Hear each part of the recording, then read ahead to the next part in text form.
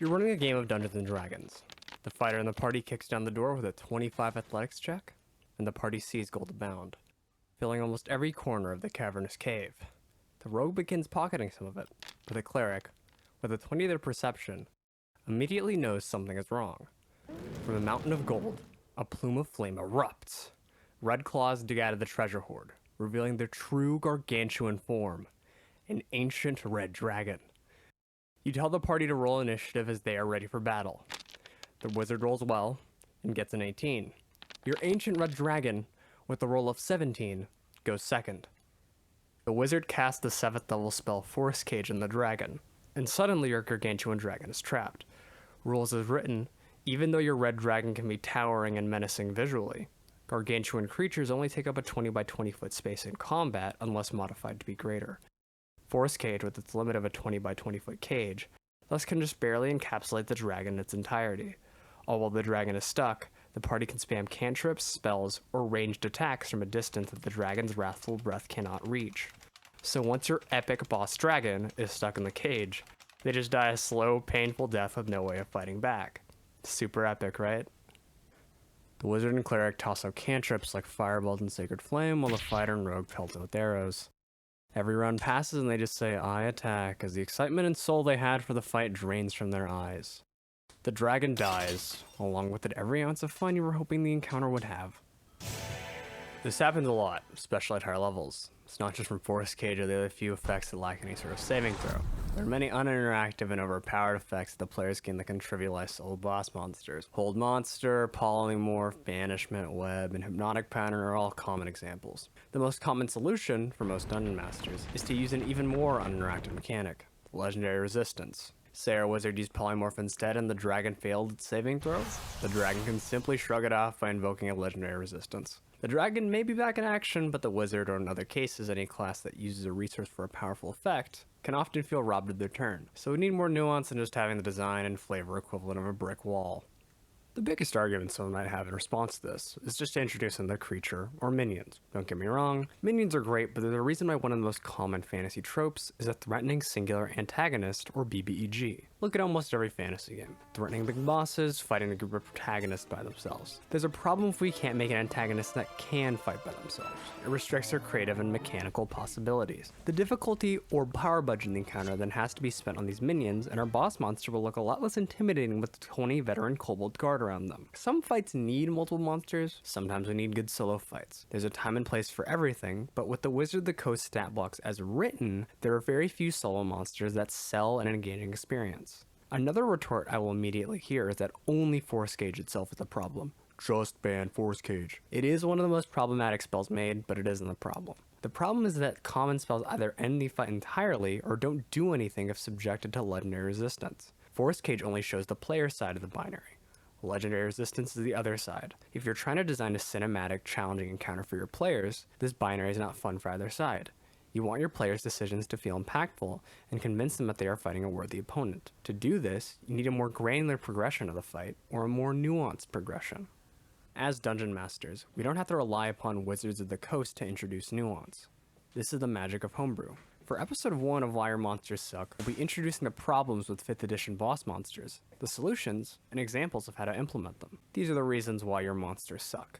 Number 1, defensive mechanics. Number 2, knowledge. Number 3, the numbers, action economy, DPR, and DU. Number 4, bad traits and good ones. And number 5, player capacity. This episode is all about giving your boss monster a strong, flavorful, and nuanced defensive mechanic. Let's go back to the dragon.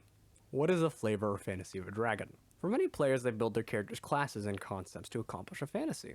Even the superpower gamers want to accomplish a fantasy when they build their character to come across on a narrative level.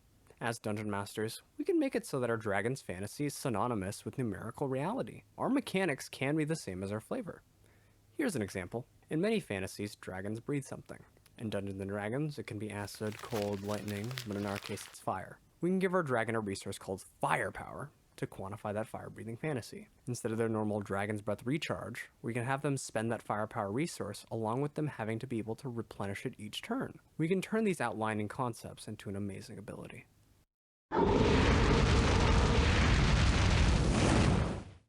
Firepower. The Ancient Red Dragon starts every initiative with 5 firepower. At the start of every turn, they gain 3 firepower. Whenever they are subjected to an effect or saving throw, they can choose to end the effect or automatically succeed the saving throw by spending 1 firepower to burn the effect off. They can also end a magical effect within their attack range by spending 2 firepower to incinerate it into nothing. When they reach 10 firepower, they gain magic resistance and must use their Dragon Breath. After using their Dragon Breath, their firepower goes down to 5. As the dragon's firepower increases, they visibly appear to produce more flames from their snout and breathe heavier. When their firepower increases to at least 9, their skin cracks with magma flowing through it. The central image here is the dragon's breath.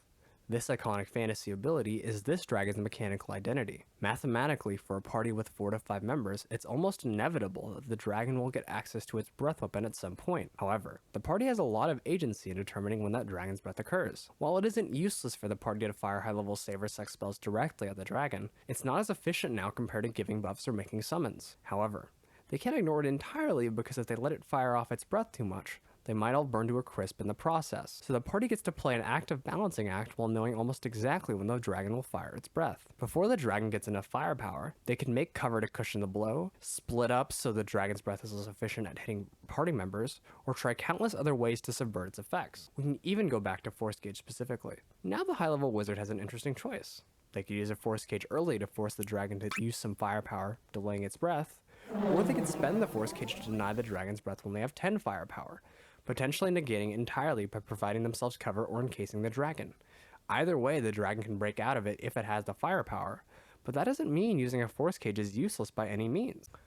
This portrays the fantasy of fighting a dragon almost perfectly, compared to the incredibly dull experience of having the dragon no-cell effects with the legendary resistance. You don't have to stop there either. You could have the dragon sacrifice its horde as it gets damaged, shrug off most effects at the cost of a movement penalty, or even play up the shapeshifter lore some metallic dragons have in order to worm their way out of effects. There are plenty of solutions to ensure challenging and fun solo boss monster fights, but they all essentially can be broken down into this. An effective defensive mechanic funnels the party's variety of effects into a predictable downside for the monster or upside to the players.